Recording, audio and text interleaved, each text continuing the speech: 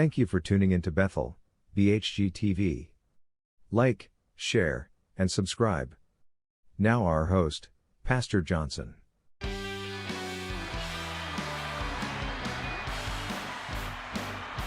All right. It's Tuesday night. Don't rush the week, Pastor Johnson. It's just Tuesday night.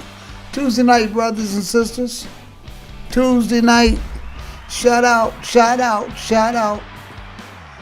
Everybody in the chat room. Sister Marie, the first in the chat room tonight.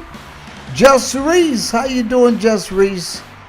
Just met my sister. Brother Brian Johnson, my brother from another mother, our first moderator. Brother Landon in the house. Man, we're going to build this thing up tonight. We're going to have some fun tonight, brothers and sisters. Yep, we are. Yes, we are. You know what I didn't do? Yes, I did. We got a good title tonight. The Paganism of Christmas. Yeah. I am glad to be with you tonight. Glad to be getting this lesson going.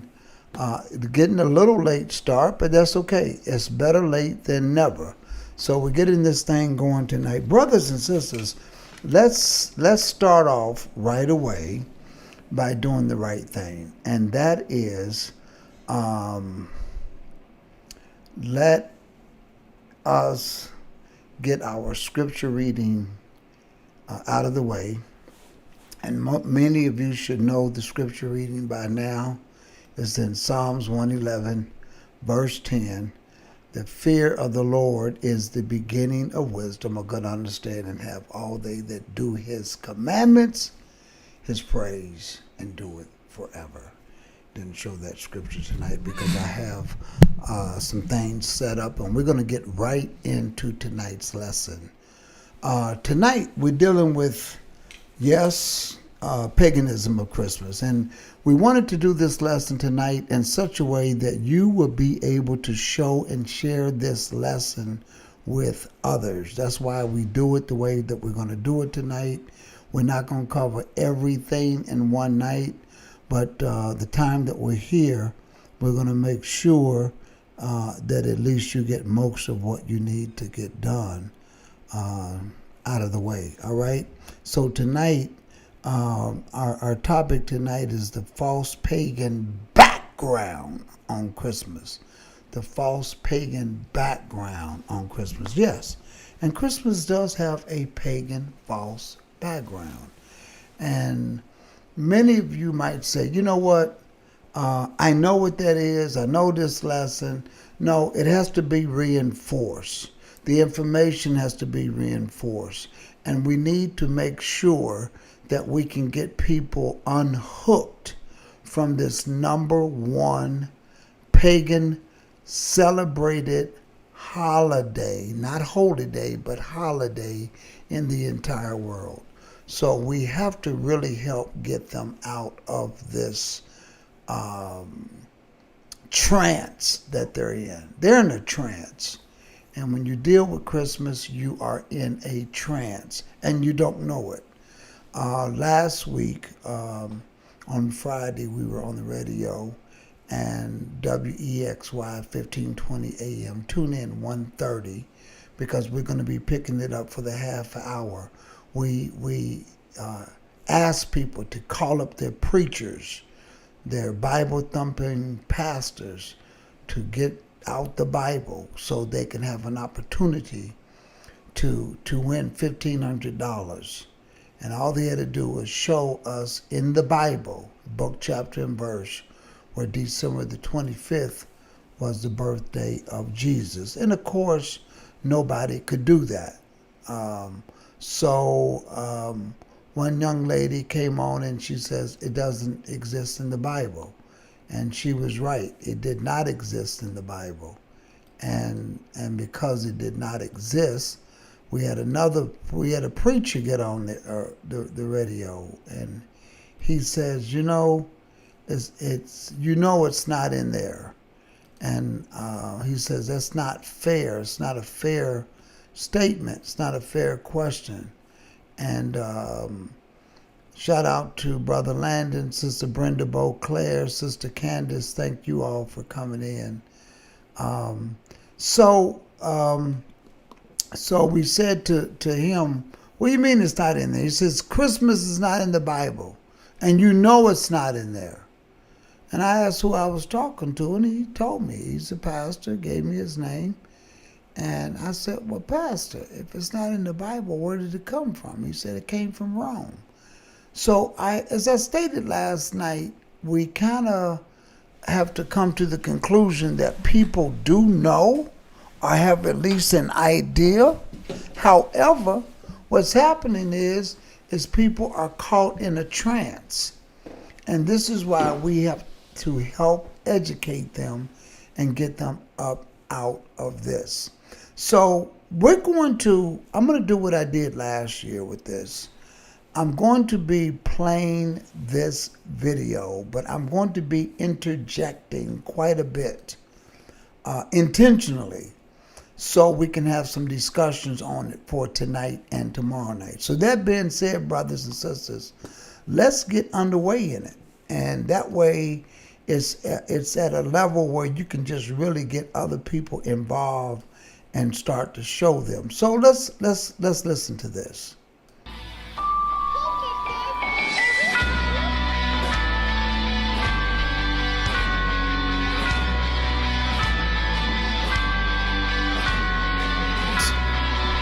Here, Christmas is one of the most celebrated holidays, and I say pagan, in the world. More than 30% of the charitable organizations, they're involved in all of this.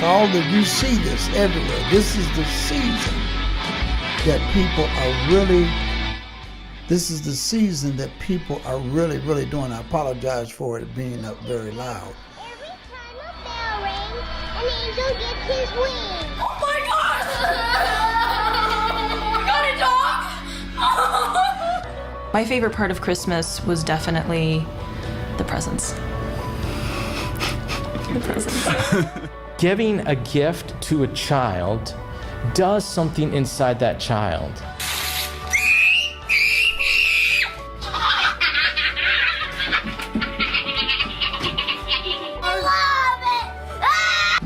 Christmas was really fun growing up. Yeah.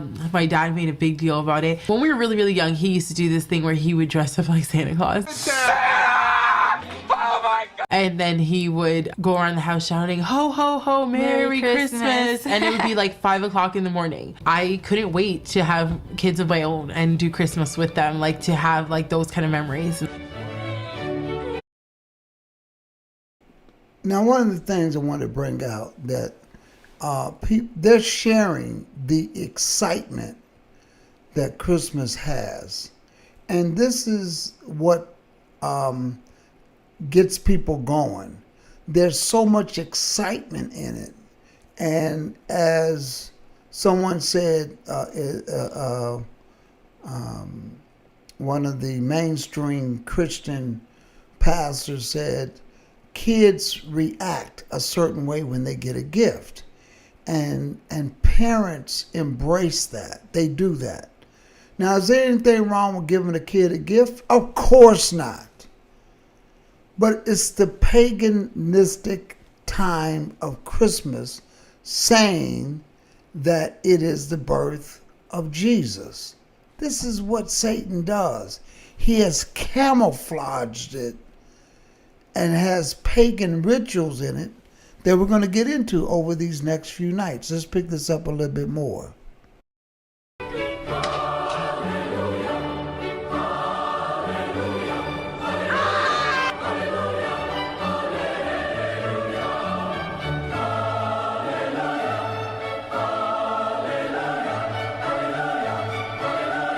These are all the movies. Christmas is a fabulous invention. That's why it's the most popular thing in the world. There's nothing like it. There's no stadium rock tour, World Cup gathering, political event, pilgrimage, riot. Nothing is like Christmas. We spend 10% of our life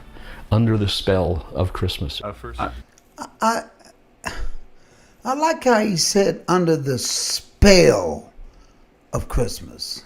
Because that's what it is. It's a spell. You're in a trance and don't know it. You're in a trance and don't know it. You see, the reason why we have to go to references like this, because what the Bible tells us about Christmas is not to learn the way of the heathens and what they do pertaining to Christmas. And that's it. That's all that we have on the Christmas holiday in the scriptures. So you, unfortunately, I don't want to say unfortunately, but the Bible doesn't concentrate other than to stay away from it. That's what the Bible does. It just tells you stay away from this particular day. Let's go read that in Jeremiah, the 10th chapter. I want to go read that so we can see what the scripture says about this holiday. Jeremiah, the 10th chapter. And let's go there and look at it. And it says, "Hear ye the word of the Lord. Hear ye the word which the Lord speak unto you, O house of Israel, saith the Lord. Learn not the way of the heathen. Be not dismayed at the signs of heaven. For the heathen are dismayed at them. For the customs of the people are vain. For one cutteth the tree out of the forest, the work of the hands of the workmen with the axe." So they take this tree, verse 4 is very detailed. They deck this tree with silver and gold. They fasten it with nails and not with hammers, that it move not. They are upright as a palm tree, but speak not. They must needs be born, because they cannot go. Be not afraid of them, for they cannot do evil. Neither also is it in them to do good. So this is the warning that Jeremiah gave to the children of Israel. Don't do the customs of the people. We do the customs of our fathers, not the customs of the people. Going into the forest and cutting down a tree and fasten it with nails that it goes upright, and then you deck it with silver and gold. That's the ornament. That's the ornament. Ornaments, people say, well, how do we know that's the ornaments? Of course it's the ornaments. And of course, every year, ornaments evolve to be something else. People put all kinds of things on the tree. So this is why we got the warning, don't fall for the okie doke. So let's go look at some more of this in this, so we can see what else. Let's go back to this and finish just looking at this movie or this show. I put this together from a variety of clips and kind of put it together, but I want to go a little bit more detailed into it. All right, so let's tune in. Let's check this out. We met in Illinois. I was fresh out of boot camp, and I met her at the mall. Drug her halfway across the United States and funneled her into Ohio. I'm Michelle. And I'm Kate. I'm the older sister. So obviously makes me the younger one. Yeah, so people can not keep asking us if we're twins. Twins, so I know. That'd be great. We get that all the time. My name is Angie Mosteller. I came from a home where my parents became Christians when I was a little bit older, about 10. So during those younger years of my life, we really didn't have traditions that incorporated or focused on Jesus or our Christian faith. So as a new mom, I was wanting to just think about how can we build traditions that really build up our children in the faith and an understanding of our history. And that's how I got started on the road to researching Christmas and some of the other holidays. Last year, I went on a Facebook page, and it's called Wiccan Inspirations. It's a witches page. And one of their mottos was pagans are the reason for the season. And they were saying, like, you know, that Christians were trying to steal their holiday, the winter solstice. And when I went on the page, I was shocked. Each kind of pre-Christian society had their own way of celebrating this time of year, but most of them did celebrate some type of aspect of the winter solstice. Modern. Now, I want to bring out this day is all about the winter solstice, the celebration of the sun. It had nothing to do with the birth of Jesus, but we know what happened when Constantine tried to merge ideologies and theology, and this is how paganism creeped into the church. Let's go a little bit further. Pagans try to claim Christmas. They say, we invented Christmas. You know, this is ours. You nicked it from us. I didn't really consider the origins of Christmas one way or the other. I just kind of, I guess, took everybody else's word for it, that this is what we should be doing. I was reading in Deuteronomy, I think chapter 12, it was, God was telling the Israelites, don't worship your God the way you see the pagans worship their gods. These things I've commanded you to do, don't add to them or take away from them. And that's what we just read in Jeremiah, that they learn not to learn the ways of the heathen or the customs of the people, because they're vain.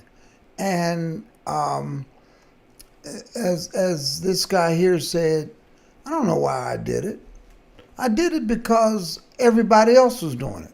You know, a lot of people don't know, for the most part, that Christmas is pagan. They don't know it has nothing to do with the Bible. Some people do, most people do. People are wakening up. But even though they wake up, they don't want to stop doing it. They can't stop doing it because they're hooked. They're hooked into it.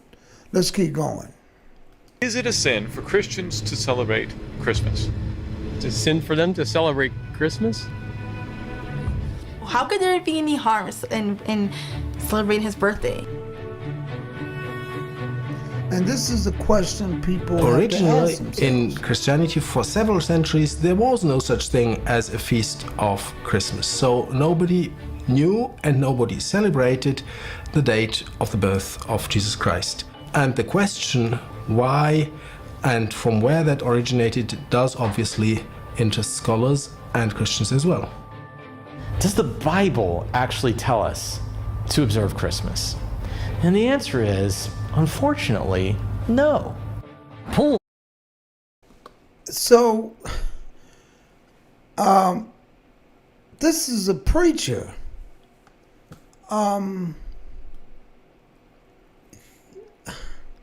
He knows this. He knows this. And I'm on the opinion now, brothers and sisters, that I would have to say on December the 25th this year, is on a Sunday, I would say 99.9% of the Christian churches is going to be having service on that day with the Christmas tree inside of it. And they're going to be telling their members that today is the birth of Jesus. And there's no scriptural proof that they can ever pull out.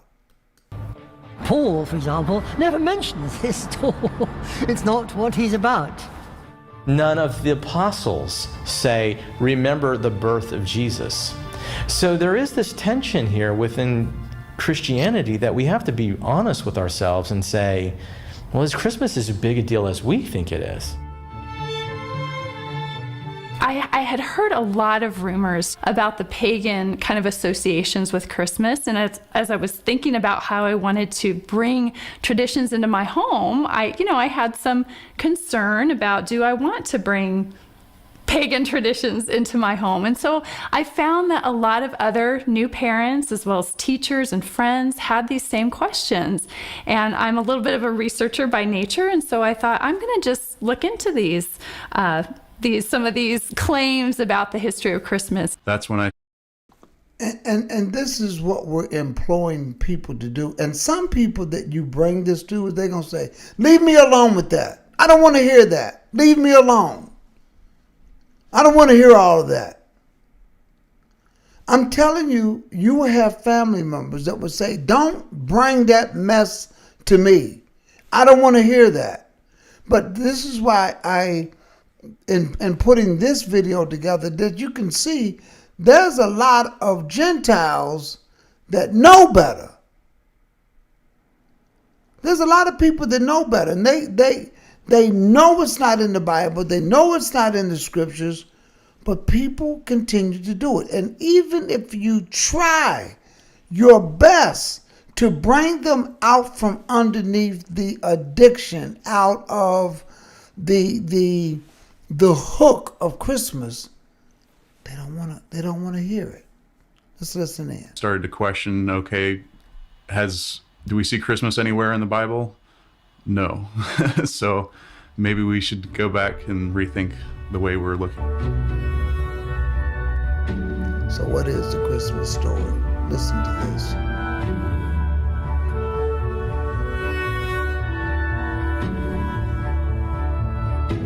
BC. Winter solstice is really key to what Christmas is. It's the birth of the sun. The days start becoming longer. They're getting shorter and shorter and shorter as you go into wintertime. And then at the winter solstice, the days start becoming longer. I'm Ronald Hutton, Professor of History at the University of Bristol, England. One of my specialities is the history of seasonal festivals. Stonehenge is probably the most famous prehistoric monument in the world. The greatest of those doorway-like three-stone settings was aligned precisely on the setting sun at midwinter. Now, this is a type of monument you find around Western Europe, all the way from Sweden down to Spain and Corsica and Sardinia. The sun's important in places as different as ancient Egypt, ancient Mesoamerica, like the Mayan civilization, the Toltecs, and also at places like Cuzco. Fixating on the sun is kind of something that most ancient peoples do. And the further north you are, the more important this is.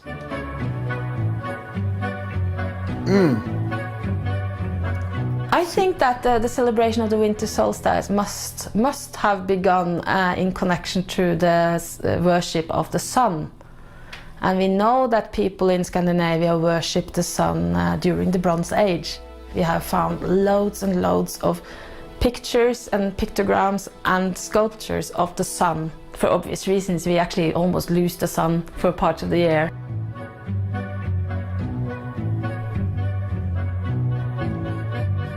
So Dongzhi is one of the really most important festivals in China. So it's a winter festival. We will have the shortest time of daytime and the longest time of nighttime. So the original holiday traced back all the way like 2,800 years ago, and we say it's almost 3,000 years ago. They will go outside of the palace to worship the heaven.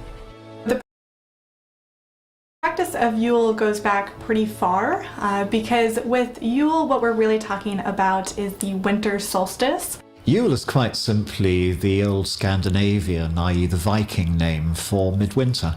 It's the name of their midwinter festival.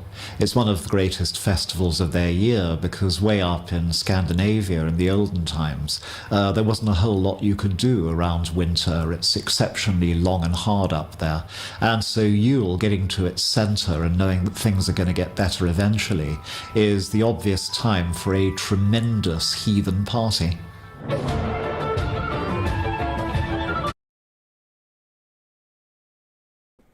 So, as we continue to get this, we're getting confirmation that this is nothing but strictly paganism. That's what this is, brothers and sisters. It has nothing to do. It goes back years. Nothing to do with the scriptures. It goes back years. Nearly 3,000 years to the Babylonian time. Saturnalia. Let's continue to listen. People would actually swear oaths on the bristles of this boar. And you could also, it's also said that you could make divination by touching the bristles of this big boar. And it was obviously sacrificed and eaten. This boar was dedicated to the god Freyr.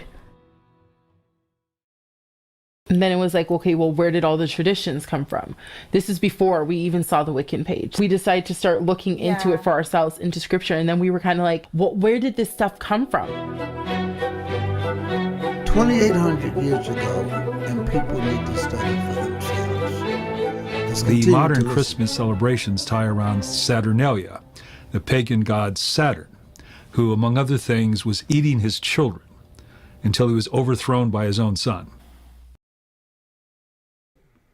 Temple of Saturn. Ruins. Now here I must make the absolutely essential point that Christmas is not a day, it's a season.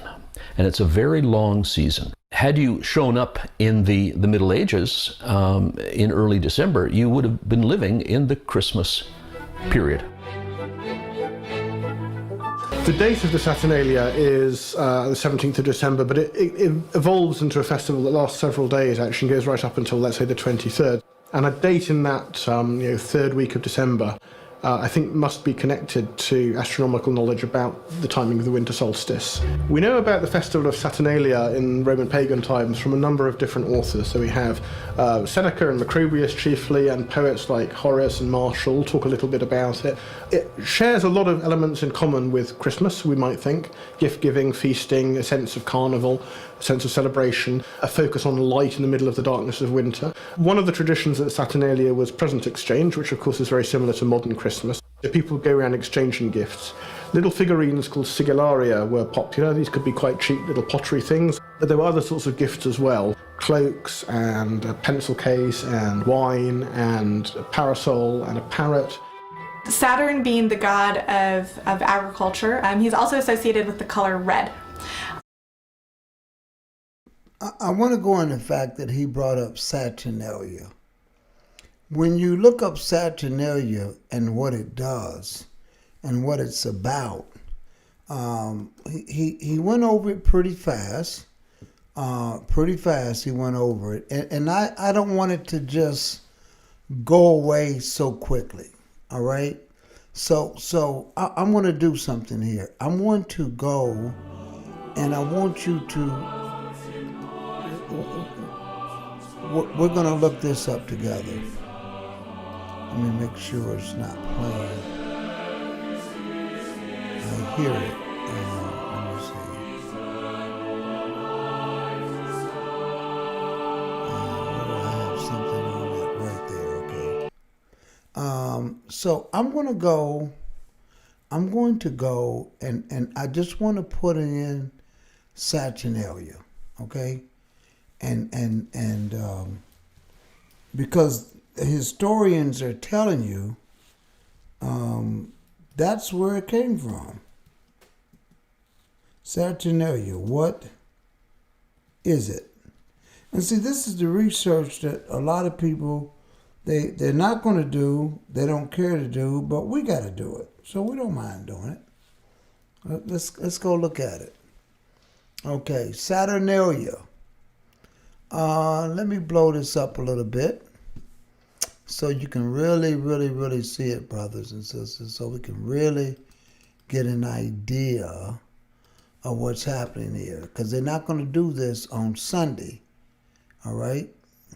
The apologetic community is going to ignore this. Saturnalia, and this is what it says. This is coming from the History Channel. Saturnalia, held in mid-December, is an ancient, they want me to subscribe, but I'm not going to, is an ancient Roman pagan festival honoring the agricultural god Saturn. Because of when the holiday occurred near the winter solstice, Saturnalia celebrations are the source of many of the traditions we now associate with Christmas, such as the wreaths, the candles, the feasting, and the gift giving. People need to understand this. And brothers and sisters, we're not giving you information. We're going to sources where you could see it. And this is for those that, if maybe somebody perhaps shared this video with you. We're just giving you the way it is.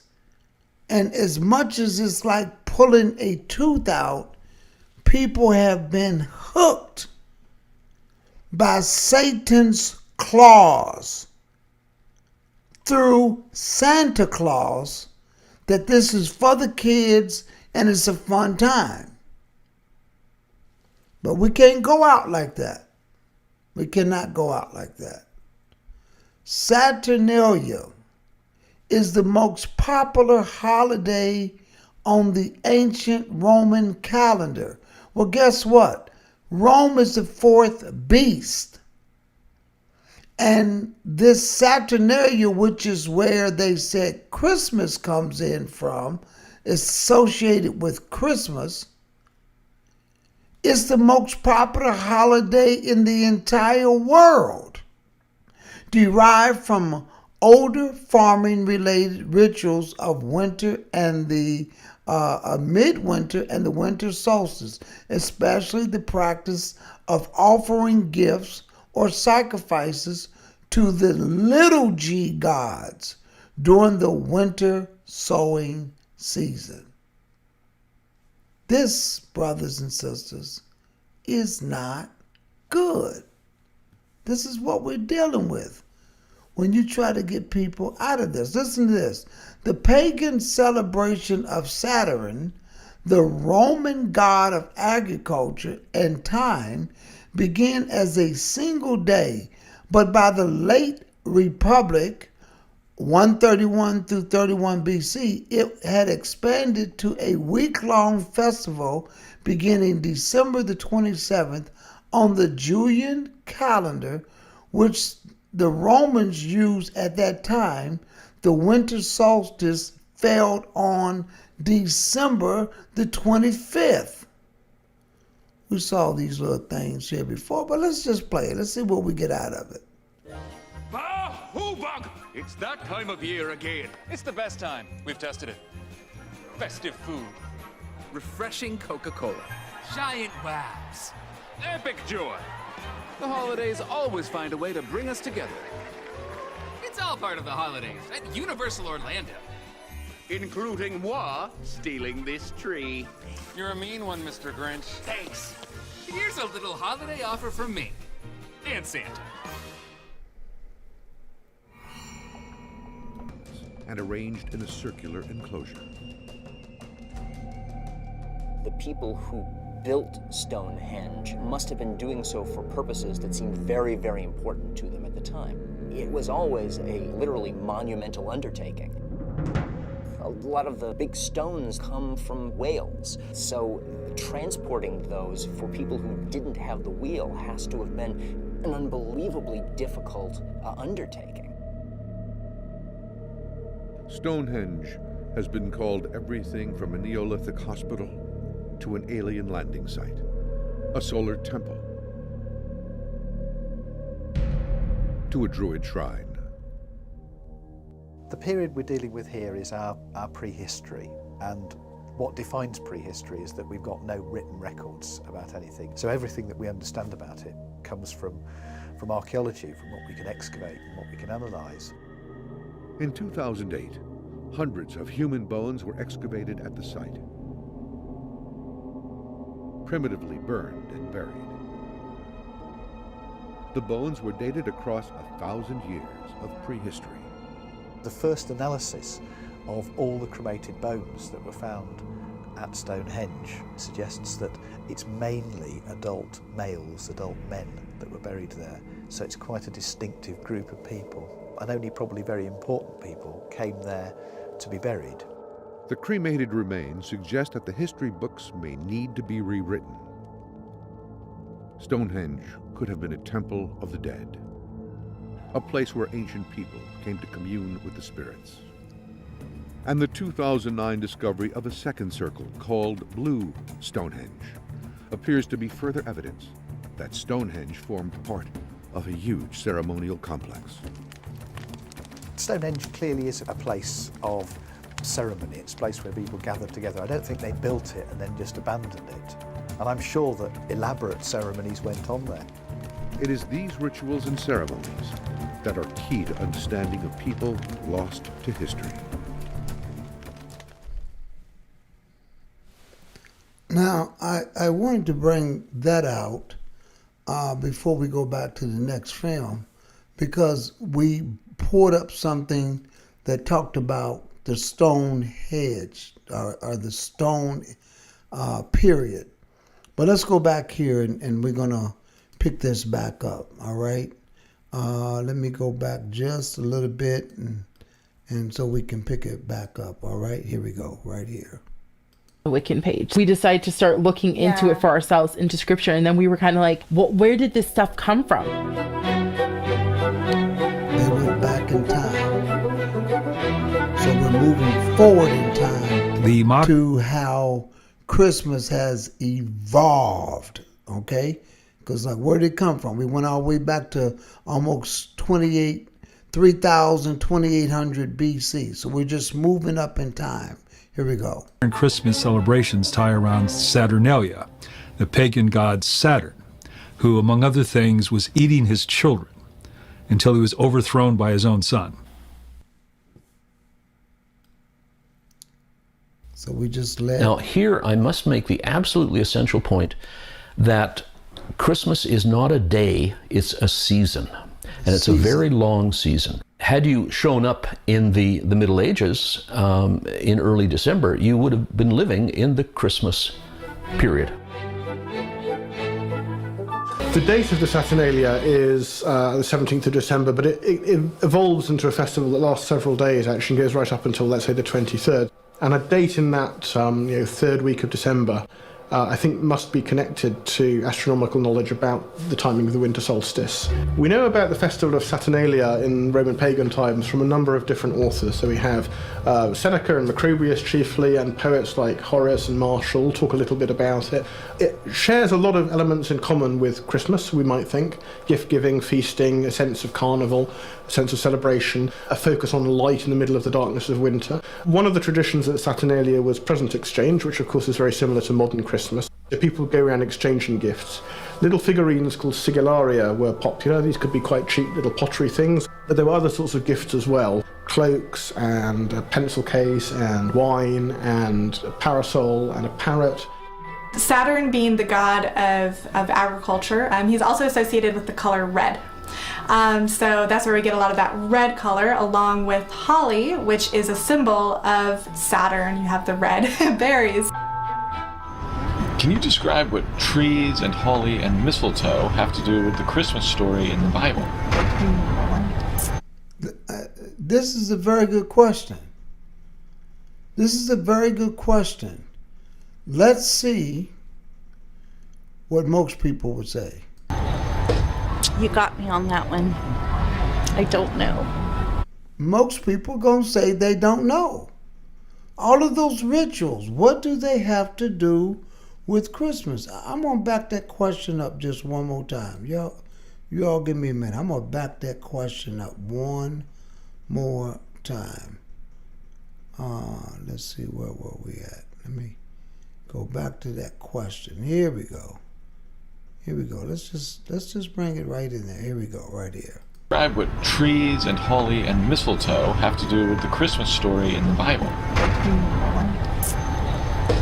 You got me on that one. I don't know. Maybe Mary and Joseph kissed under the mistletoe. I don't know. I've never heard. I don't know. Symbols like holly and mistletoe and greenery in general, they're really just symbolic representations of fertility and vitality at this time of year. So they really just inspire hope that if mistletoe, if holly can grow in the depths of winter, so can I. Christians fought these Saturnalia celebrations. They were originally prohibited in Christian circles for obvious reasons, because again, they understood where they were coming from. Most infamously would be the mistletoe. Now, modern people think it's a quaint custom to hang a mistletoe, and if you see a pretty girl, give her a kiss under the mistletoe. Well, let's really get some history here regarding the mistletoe, because people don't know, and they're going to be celebrating Christmas on the 25th of December in church. It's going to be packed, and people have no idea about the ritual of this mistletoe. Listen in. Anyone versed in religious knowledge is going to know that's a fertility ritual, when you're kissing a girl under the mistletoe. Now, the mistletoe not only is beautiful, it's a mysterious thing to traditional peoples. It's actually a parasite. It grows on trees. It doesn't grow in the earth. But to the ancients, that makes it magical. It grows in the sky. That's why the Druids in Celtic tradition, the Druids are a class of priests, would collect the mistletoe.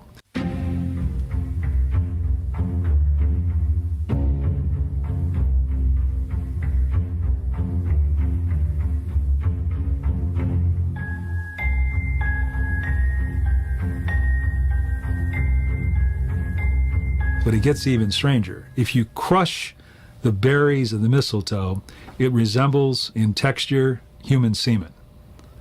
That's the tie into fertility.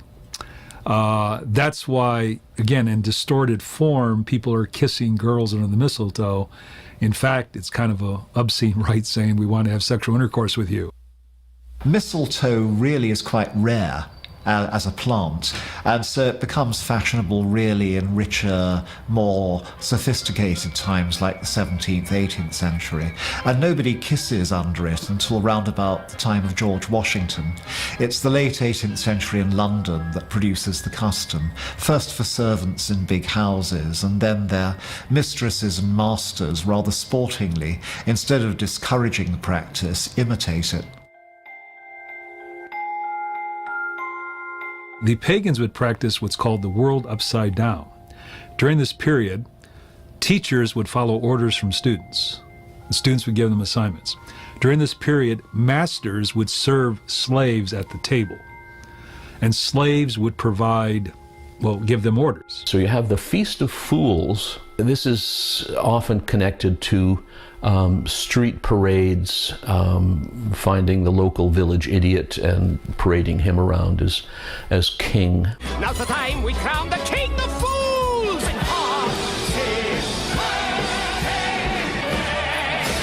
Wild carryings on. But Callans was really a bigger festival than Saturnalia. Now we're moving up in time to get how Christmas just continues. It was the New Year festival, with all that may imply, the notion of sort of reconstituting everything, the world being born again. The Romans would celebrate the Calendae on the 1st of January, which is where we have New Year's Day to this very moment. So that kind of shiver most people get as the clock ticks towards midnight on the 31st of December is really old.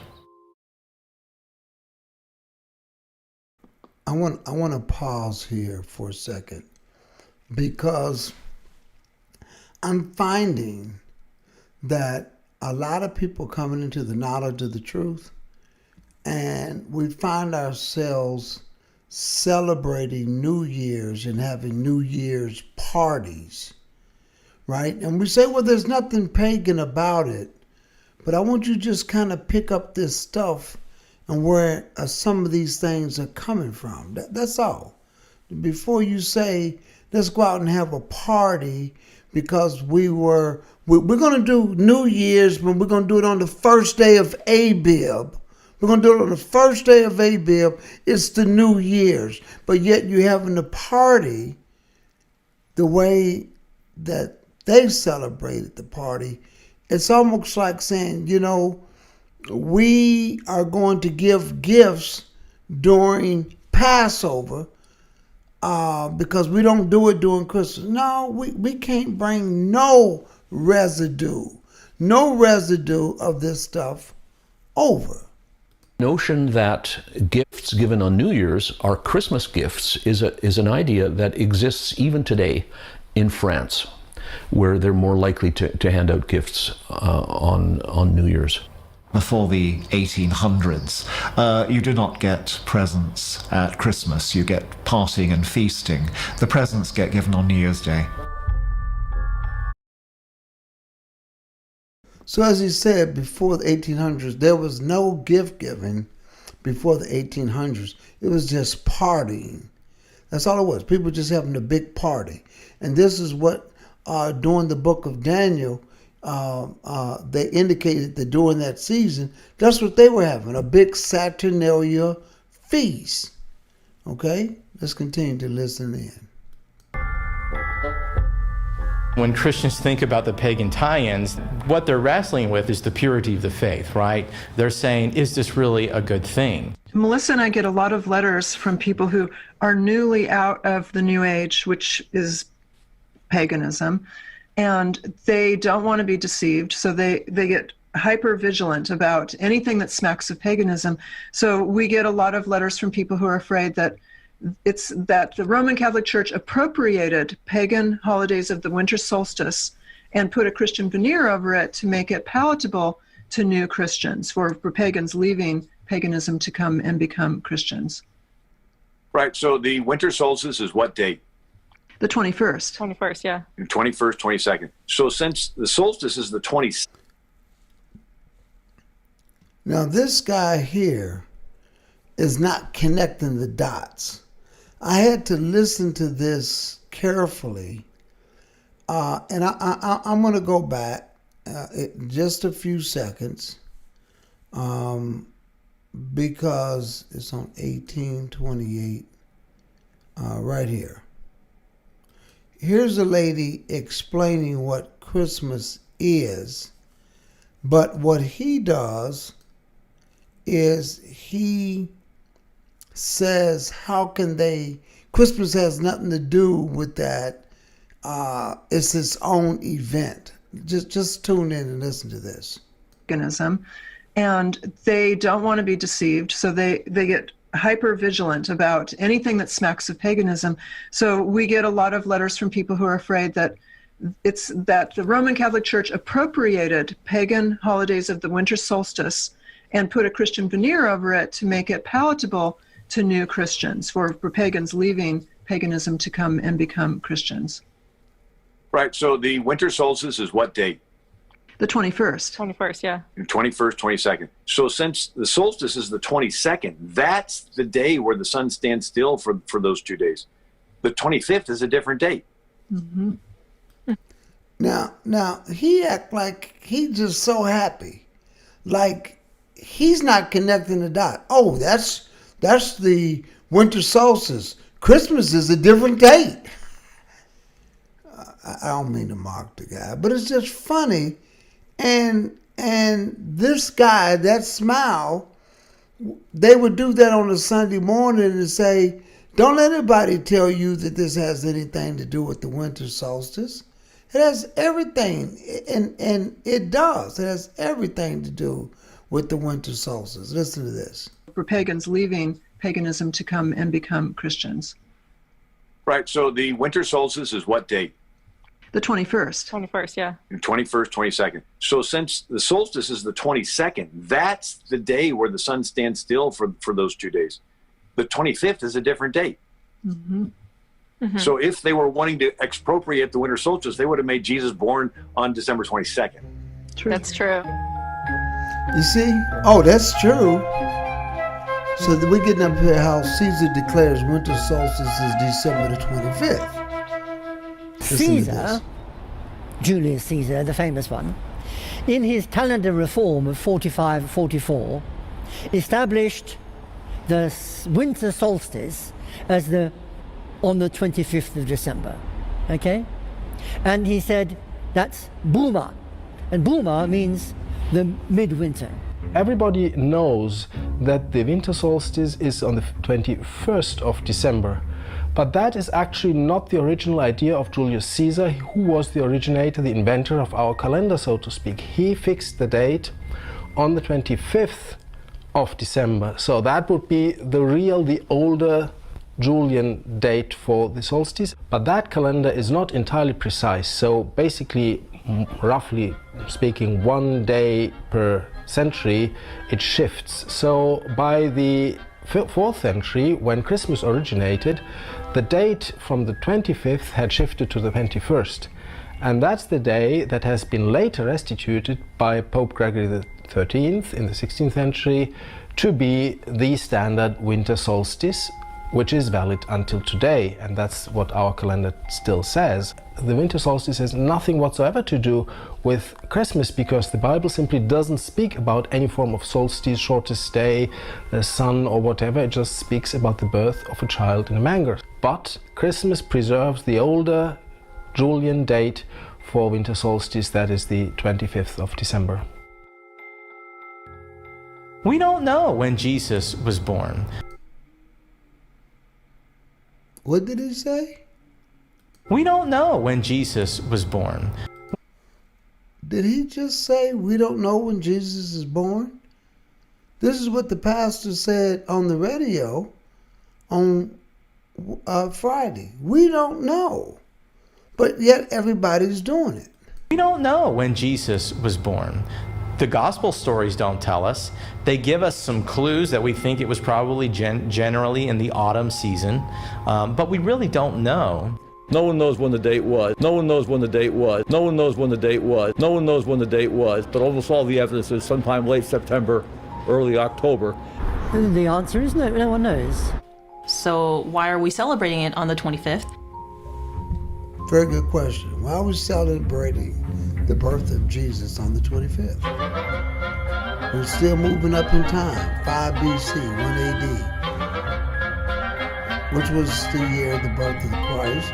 We got a lesson we do on that to show you the time period dealing with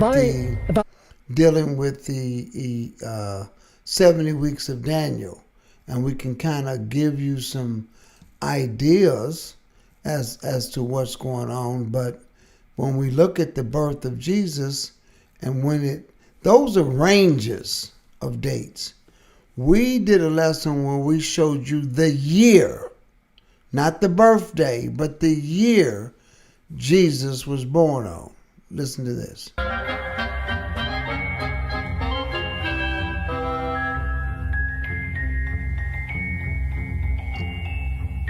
By about 200, there's a calendar of Antiochus, which says the 25th of December is the birthday of Helios, of the sun.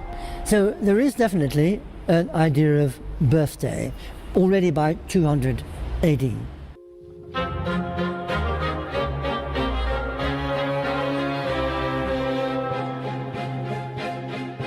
Probably the first usage of the date 25th December for a big festive occasion is in the early 270s AD or CE, when a Roman emperor called Aurelian dedicates a huge temple at Rome to the unconquered sun, Sol Invictus.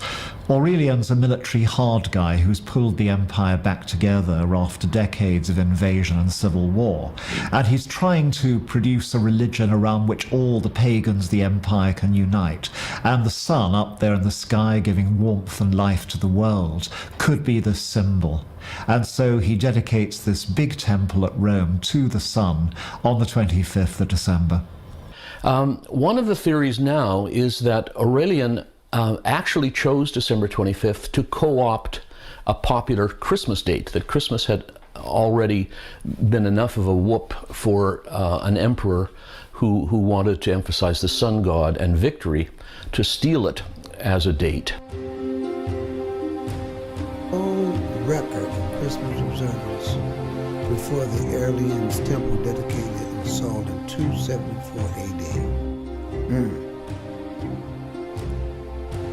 Moving up. It is my view, and I think it is the view of the majority of scholars of this period, that Aurelian did dedicate his temple on the 25th of December 274. Unfortunately, there's no direct evidence for the date of that inauguration.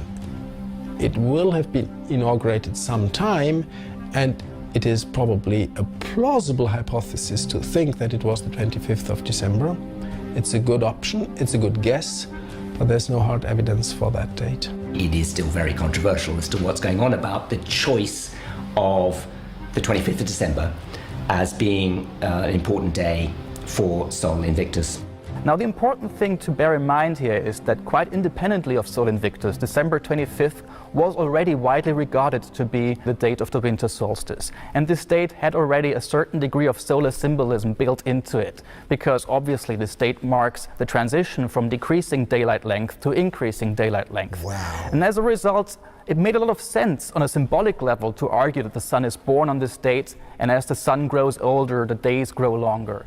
We then come to the slightly more controversial problem of, well, then how do you understand that same date being adopted as the birthday of Christ? Yeah. How did that happen? 354 is the first year in which Christ gets officially given a birthday on the 25th of December. That is 354. Under Constantine, as we continue to... The Roman Empire has become Christian. Okay, so Constantine. I can't think of anything where the word Christmas ever comes up in the reign of Constantine. But because of that December the 25th, and because that was the feast day for the god Sol Invictus, it eventually becomes a convenient day for Christians to celebrate the birth of Christ. The first record we have of this happening is in a surviving calendar from the year 354. It's called the Philocalian calendar, and it's a bizarre, it's kind of like an almanac. It's got all kinds of pictures and dates and distances of one city to another. It says this is the day of Sol Invictus, and it's also the day on which Christians celebrate the birth of Christ. It was prepared for a Christian, and yet it had all the pagan holidays in it. All of the pagan and all the things that Christians were supposed to despise. The need for Christmas was felt in the 4th century and not before that, because the general religious culture changed. And the growing interest in the sun is certainly part of that new religious culture in the 4th century, in late antiquity, and without that growing interest in the sun, probably Christmas would not have originated, or if it originated, it would probably not have fallen on the 25th of December. And this solar symbolism could be in principle also applied to Jesus, because in early Christian sources, Jesus is sometimes being given as solar attributes. He's referred to as the Son of Justice, as Christ the true Sun. You sometimes get representations of Christ with rays. You sometimes do get a nimbus, meaning a golden zone around the head of Christ and later of other saints as well. You do get, for example, in the apse of Santa Polinare in Classe in Ravenna, a sun rising above the horizon, which is Christ, recognizable because there's a cross in that sun, and it also says that it is Christ. If Christ is majesty, and Christ is also justice, there are two reasons for assimilating him to the sun. And if the birthday of the sun is the 25th, it's perfectly possible to make this the date of his birth. So as time is evolving, this is what we're going to come into the modern time of what people do today. And shout out to Brother Michael Spears. What are they saying? These are scholars who are saying This has nothing to do with the birth of Christ. They're trying to associate it with the birth of Christ. They're using the birth of the Son as being the birth of the S-O-N. And scholars are not even buying it because they can't buy it because they know the truth.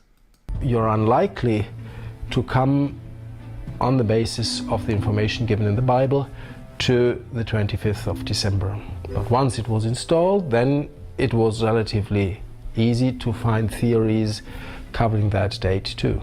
And you could even go further and say, if you take the Gospel Luke 2 seriously, it is unlikely that it happened in winter because the shepherds were out in the fields, and even in Palestine, where it's warmer than in Middle Europe or Northern Europe, even in Palestine, at the end of December, shepherds would not normally be out on the fields with their sheep during night.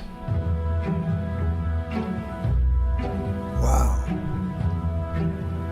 We're moving more up in time to just see how this thing continued to grow. The church had a really good marketing strategy. Marketing. They were great marketers. So any culture they went to, they would incorporate what those people cared about most into Christianity. And that's part of the reason why there are so many variations of Christianity too, in part because each culture around the world is going to care and value different things and have different celebrations, and Christianity took those and incorporated that as a way to help inspire that conversion process. It took 400 or 500 years to get to all of Europe. The last part of Europe that it went to was Scandinavia. And always when the Christian church went somewhere, they had to negotiate with local political rulers.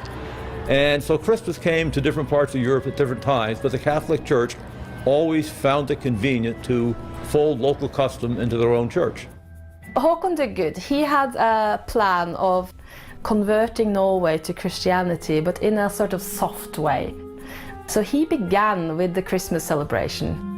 Now, they didn't celebrate Christmas, obviously, because they were pagan, but they did celebrate Yule. And they had this big celebration of Yule around the 12th of January.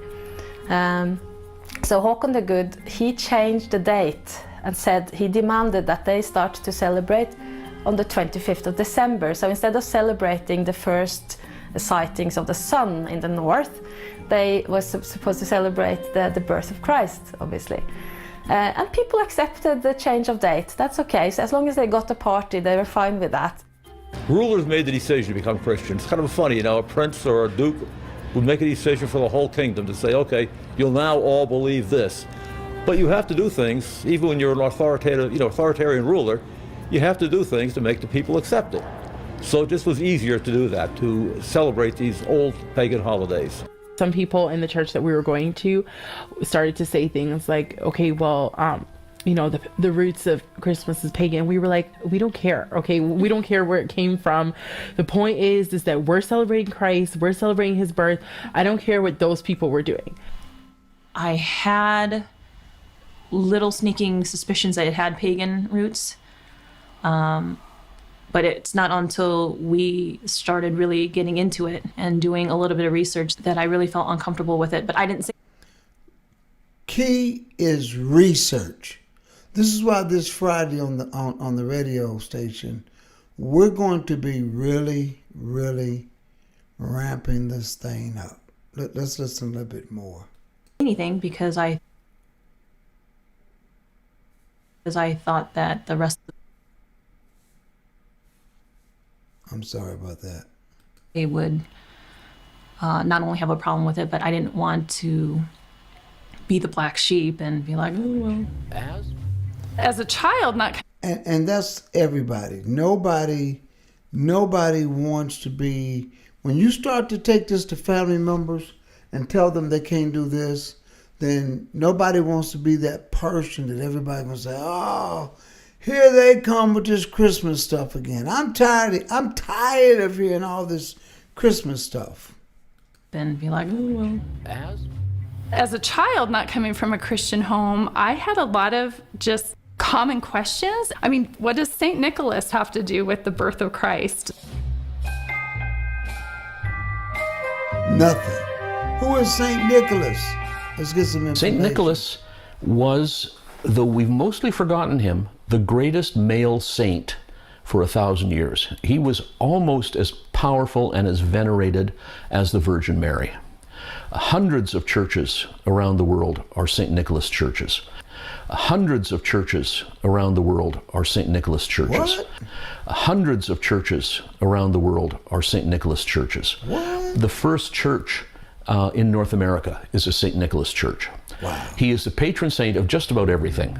Now, aren't there legends about St. Nicholas? Yes, this is the one that really makes the headlines. So here's the story.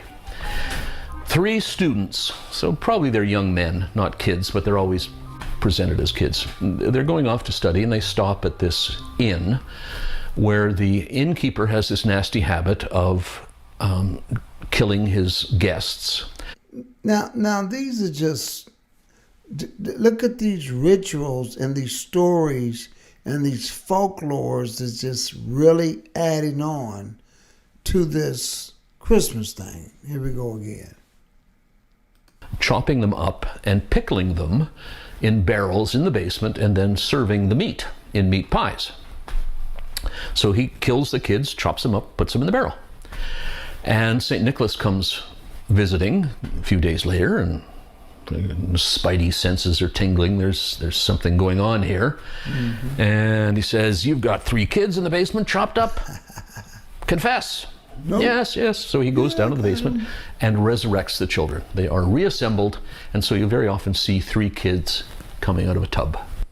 He is the patron saint of barrel makers, pickle makers, innkeepers. The innkeeper turned good, by the way, and students and kids. And there was a custom that this character would come door to door on Christmas time. And he would knock on the door, and he'd be in disguise and say, "Was little Johann a good boy?" And if the mother said yes, he'd give him some candy. A gift. This thing is evolving and growing. The rituals. Krampus is an assistant of St. Nicholas. The 2 of them will go door to door, and Nicholas's job is to check in with the children and ask other parents how they've been doing that year. And the Krampus's job is to punish them if they've been bad. This is actually a tradition that's acted out in certain towns in Austria and Bavaria. It's pretty rare now in this form where they go house to house, but where that happens, Nicholas will, as I said, talk to the kids. There's a little traditional rhyme that he says when he enters, and he does give them little small gifts. He's costumed as like a medieval bishop. And this is how the Krampuses were originally. You just take an old coat, turn it inside out so you see the fur. And my Austrian friend said that his grandfather would take a rug off the floor. And so it was just like, how do you disguise yourself and make yourself look like something other? So it's always a fur-clad, smutty-faced, glowering character. Might carry chains or a whip. This Krampus is often shown with Christopher chains, Krampus. and these chains are held by Saint Nicholas, who's the Santa Claus. And they say that this might symbolize how Santa Claus, like as a Christian figure, was able to chain and control these pagan elements. At the time, as opposed to modern day Santa, who is in charge of both giving gifts and keeping track of who's naughty, those responsibilities were split between the 2. So St. Nicholas would give out treats, small toys, things like that, and Krampus would be the one who would be used by parents to threaten their kids. If you're bad, Krampus is going to come and take you away. You know, these masking traditions can go back to the 1100s or so, or even older, to the Roman Empire. When we first heard about the pagan roots, is they were saying like the Christmas tree was pagan, and that is something that we shouldn't be doing. But we were like, well, we're celebrating the birth of Christ. Maybe they're worshiping the tree, but we're not. We're not worshiping the tree. We're not carving it into an idol. We're just cutting down a tree and bringing it into our house. And so we're like, okay, well, where did this Christmas tree thing come from? This statement is what a lot of people don't ask. They call themselves just celebrating the birth of Jesus, which is not, the birth date is not in the scriptures, but they have no idea regarding this Christmas tree. No idea about where it came from, the mistletoe, why the Christmas tree. I mean, they have no idea at all, but yet they just do it.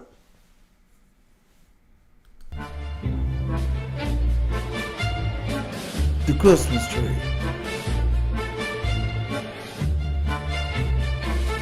The earliest evidence we have of evergreens being brought into the houses is early folklore. It's from the Middle Ages. We just know that people have been taking evergreen branches, for example, of evergreens, mistletoe, juniper, holly, or other pine tree branches into the houses during. It has been important to put it into the houses as a way of protection, warding off evil, and as a symbol of life, basically, during this time of death and darkness. But the first.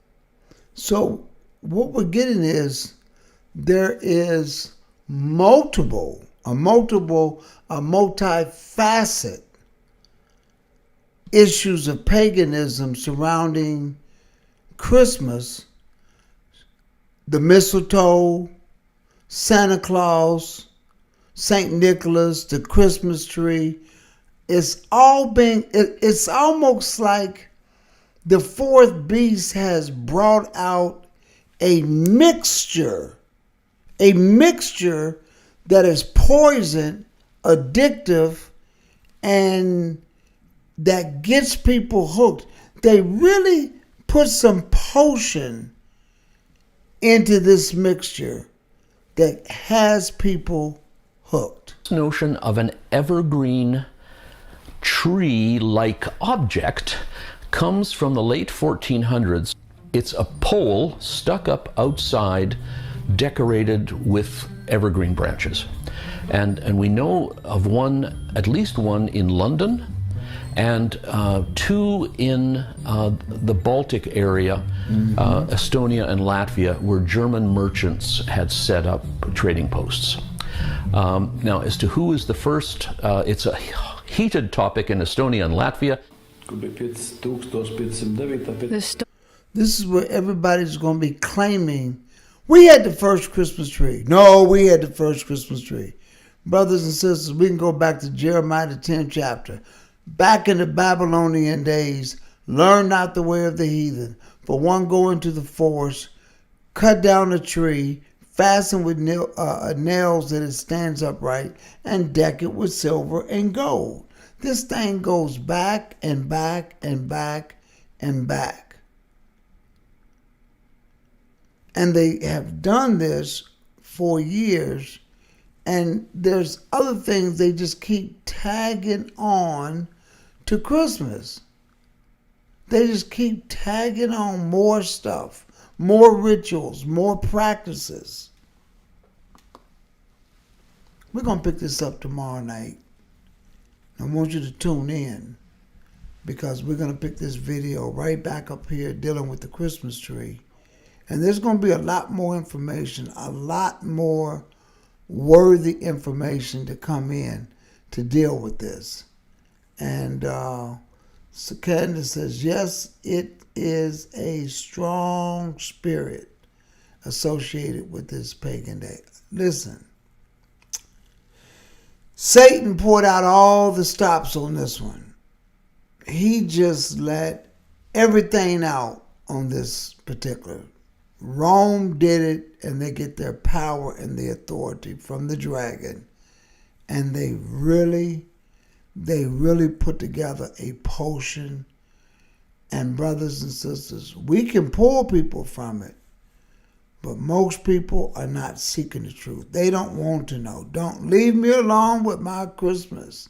Leave me alone. They're not going to give up the mistletoe, the gift giving, the Christmas tree. They're not going to give that up. We pray that they do.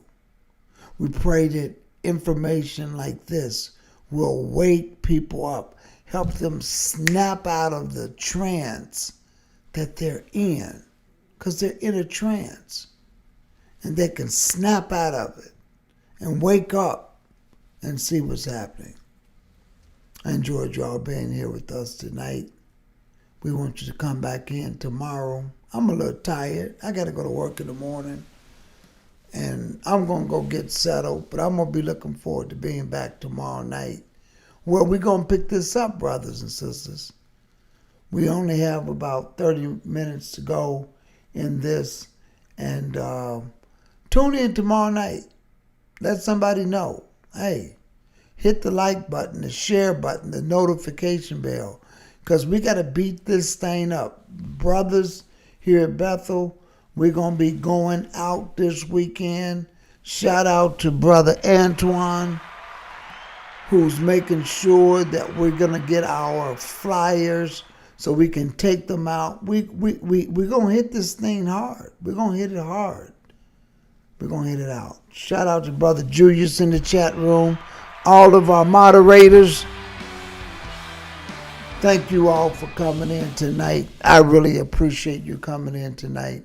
Remember, let the words of your mouth and the meditation of your heart, let all of this, brothers and sisters, be acceptable in His sight. The Lord be our strength and our Redeemer. We will see you, brothers and sisters, tomorrow night right here on Bethel BHG TV, picking up the pagan practices, the pagan background behind Christmas. God bless you. Only the real rod of God will correct us. Well, brother, you know what, Brother Julius? We got to get him up out of this, brother. We got to get him up out of this. And let's wake some people up. Love all of you all. Here's some information on the IOG app, and we'll be back tomorrow night. Tune in, hit that notification bell. We're going to try to come on at 8:30, do our best to do that. Peace and blessings to you all. In Jesus' name, amen.